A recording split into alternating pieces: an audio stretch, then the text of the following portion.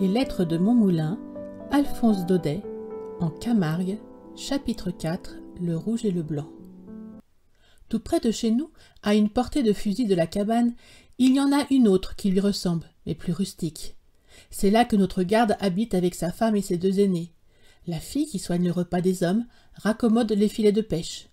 Le garçon, qui aide son père à relever les nasses, à surveiller les martilières vannes des étangs. Les deux plus jeunes sont à Arles, chez la grand-mère, et ils y resteront jusqu'à ce qu'ils aient appris à lire et qu'ils aient fait leur bonjour, première communion, car ici on est trop loin de l'église et de l'école, et puis l'air de la Camargue ne vaudrait rien pour ces petits. Le fait est que, l'été venu, quand les marais sont à sec et que la vase blanche des roubines se crevasse à la grande chaleur, l'île n'est vraiment pas habitable. J'ai vu cela une fois au mois d'août, en venant tirer les hallebrans, et je n'oublierai jamais l'aspect triste et féroce de ce paysage embrasé. De place en place, les étangs fumaient au soleil comme d'immenses cuves, gardant tout au fond un reste de vie qui s'agitait, un grouillement de salamandres, d'araignées, de mouches d'eau cherchant des coins humides. Il y avait là un air de peste, une brume de miasmes lourdement flottante qu'épaississait encore d'innombrables tourbillons de moustiques. Chez le garde, tout le monde grelottait, tout le monde avait la fièvre, et c'était pitié de voir les visages jaunes, tirés, les yeux cerclés, trop grands, de ces malheureux condamnés à se traîner pendant 3 mois sous ce plein soleil inexorable qui brûle les fiévreux sans les réchauffer. Triste et pénible vie que celle de garde-chasse en Camargue. Encore celui-là a sa femme et ses enfants près de lui, mais à 2 lieues plus loin, dans le marécage, demeure un gardien de chevaux qui, lui, vit absolument seul d'un bout de l'année à l'autre et mène une véritable existence de Robinson.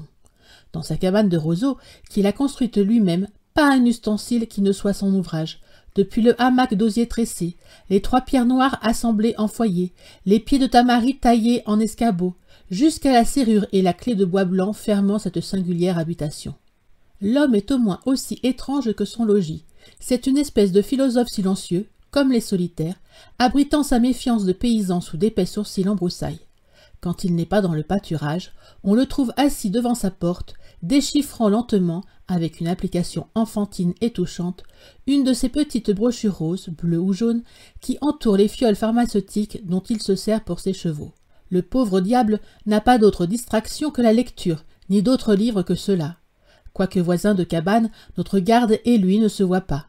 Ils évitent même de se rencontrer. Un jour que je demandais au roux de Héroux la raison de cette antipathie, il me répondit d'un air grave. « C'est à cause des opinions. Il est rouge et moi je suis blanc. » Ainsi, même dans ce désert dont la solitude aurait dû les rapprocher, ces 2 sauvages, aussi ignorants, aussi naïfs l'un que l'autre, ces 2 bouviers de Théocrite qui vont à la ville à peine 1 fois par an et à qui les petits cafés d'Arles avec leurs dorures et leurs glaces donnent l'éblouissement du palais des Ptolémées, ont trouvé moyen de se haïr au nom de leurs convictions politiques.